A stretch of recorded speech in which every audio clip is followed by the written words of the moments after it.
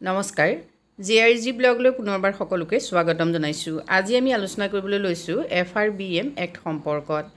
FRBM act হ'ল fiscal responsibility and budget management act 2003, যিখনক চমুকৈ FRBM act বুলি কোৱা হয়। ফিস্কেল ৰেছপন্সিবিলিটি অৰ্থাৎ বিত্তীয় দায়বদ্ধতা আৰু বাজেট ব্যৱস্থাপনা আইন। এই আইনখন কেতিয়া আৰম্ভ কৰা হৈছিল, আইনখনৰ উদ্দেশ্যসমূহ কি আছিল, আইনখনৰ পৰৱৰ্তী যিবিলাক সংস্কৰণ সেই সংস্কৰণ তাৰ লগতে আইনখনৰ সীমাবদ্ধতাসমূহ কি সেই সম্পৰ্কত সম্পূৰ্ণৰূপে তোমালোকে জানিব পাৰিবা আজি ভিডিঅ'টোৰ জৰিয়তে। Fiscal responsibility and budget management act অৰ্থাৎ FRBM এক্ট, এই এক্টখন ভাৰত চৰকাৰে কিয় গ্ৰহণ কৰিছিল? আমি সকলোৱে জানো যে ভাৰতবৰ্ষ এখন উন্নয়নশীল দেশ। উন্নয়নশীল দেশবোৰে অৰ্থনৈতিক উন্নয়নৰ বাবে দীৰ্ঘকালীনভাৱে গ্ৰহণ কৰা কৌশলটোৱেই হ'ল ঘাটি বাজেট প্ৰস্তুত। এই ঘাটি বাজেট প্ৰস্তুত কৰিবলৈ যাওঁতে দেশসমূহে সাধাৰণতে ঋণৰ আশ্ৰয় ল'বলগীয়া হয়। ঋণৰ পৰিমাণ বেছি হৈ গৈ থাকিলে দেশবিলাক ঋণ ফাণ্ডত ভৰি দিবলগীয়া হয়, অৰ্থাৎ ডেট যিটো ট্ৰেপ বুলি কোৱা হয়। এই ডেট ট্ৰেপৰ সমস্যা ৰোধ কৰিবৰ বাবে তাৰ লগতে যিখিনি বিত্তীয় কাৰ্যকৌশল, সেই বিত্তীয় কাৰ্যকৌশলবিলাকক সুনিয়ন্ত্ৰিত তথা স্বচ্ছ কৰাৰ উদ্দেশ্য আগত ৰাখি এই আইনখন ভাৰত চৰকাৰে গ্ৰহণ কৰিছিলে 2003 চনত। 2000 চনত অটল বিহাৰী বাজপেয়ীৰ দিনত প্ৰথম অৱস্থাত সংসদত এই বিলখন উত্থাপন কৰা হৈছিল। FRBM এক্টখন আইন হিচাপে গৃহীত কৰা হয় 2003 চনত।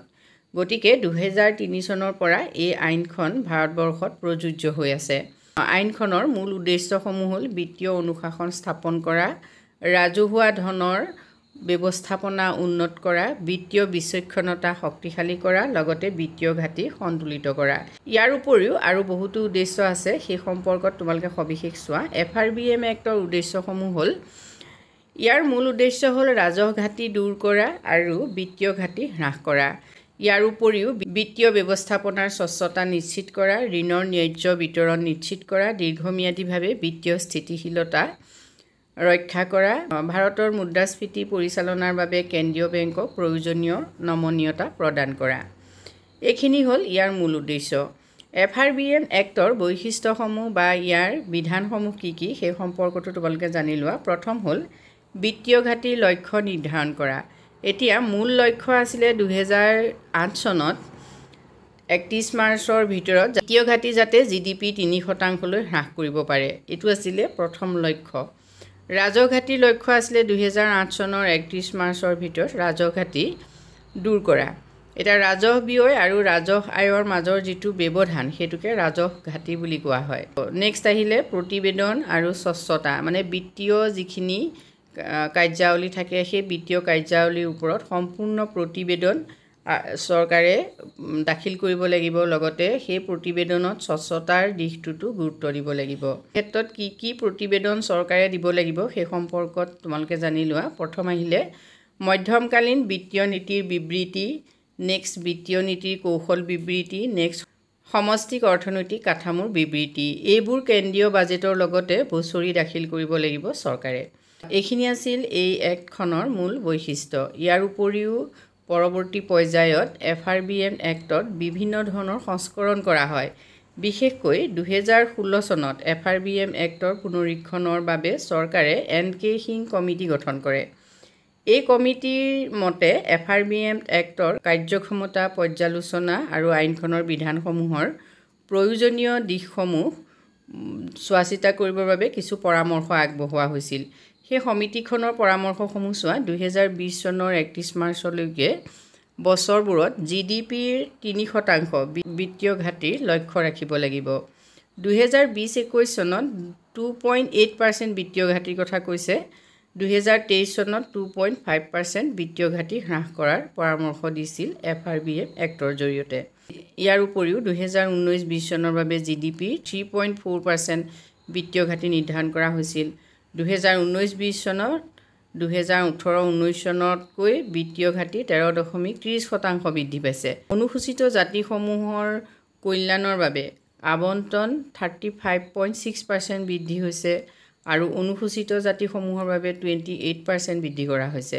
বিনিয়োগৰ লক্ষ্য 50 লাখ টকা 2019-20 বৰ্ষৰ বাবে 90,000 কোটি টকা নিৰ্ধাৰণ কৰা হৈছে 2021 চনৰ কেন্দ্ৰীয় বাজেটত FRBM এক্টৰ শেহতীয়া কিছু পৰিৱৰ্তন বা সংস্কৰণ কৰা হৈছে সেই 21-22 চনত GDP 6.8% বিত্তীয় ঘাটি ধাৰ্য কৰা হৈছিল আৰু মুঠ ব্যয় 34,83,236 কোটি টকা জল জীৱন মিছনৰ বাবে আবণ্টিত ব্যয়ৰ 123% পৰিৱৰ্তন কৰা হয় 2020-21 চনত সংশোধিত অনুমানৰ তুলনাত মহিলাৰ কল্যাণৰ বাবে বাজেট আবণ্টন 26% হ্ৰাস পাইছে অনুসূচিত জাতিসমূহৰ কল্যাণৰ বাবে 52% আৰু অনুসূচিত জনজাতিৰ বাবে 50% আবণ্টন কৰা হৈছিল উত্তৰ পূৰ্বাঞ্চলৰ বাবে 32.7% বৃদ্ধি কৰা হৈছে এইবিলাক 2021-22 চনৰ কেন্দ্ৰীয় বাজেটত বিশেষকৈ FRBM এক্টৰ জৰিয়তে কৰা এখিনি সংশোধন বিত্তীয় দায়বদ্ধতা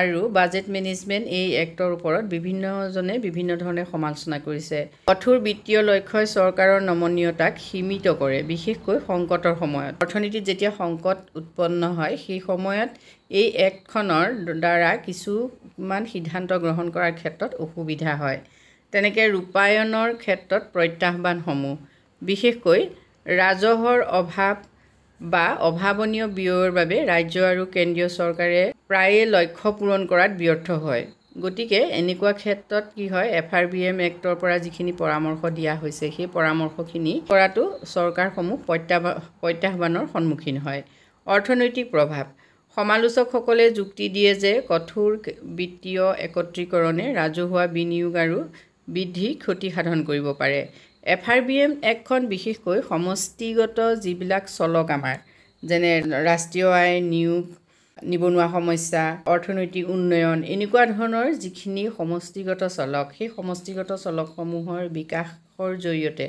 কেনেকৈ অৰ্থনীতিয়ে উন্নতি সাধন কৰিব বা অৰ্থনীতিত কেনেকৈ বিকাশ হ'ব সেই সম্পৰ্কত যিহেতু এই আইনখনৰ জৰিয়তে বিভিন্ন ধৰণৰ ব্যৱস্থাপনা বা নীতি কৌশল গ্ৰহণ কৰা হয় আৰু এই ক্ষেত্ৰত আইনখনে যিমানখিনি সফলতাৰ সন্মুখীন হৈছে তাৰ সমপৰ্যায়ত কিছু অসুবিধাৰো সন্মুখীন নোহোৱাকৈ থকা নাই যি কি নহওক FRBM এক্টখন কিন্তু ভাৰতৰ বিত্তীয় নীতিৰ শিলাস্তম্ভ হৈ আহিছে যদিও পৰিৱৰ্তিত অৰ্থনৈতিক বাস্তৱতাৰ লগে লগে ইয়াৰ ৰূপায়ণ আৰু লক্ষ্যৰ বিকাশ অব্যাহত আছে মানে পৰ্যায়ক্ৰমে এই আইনখন সংস্কৰণ কৰা হৈছে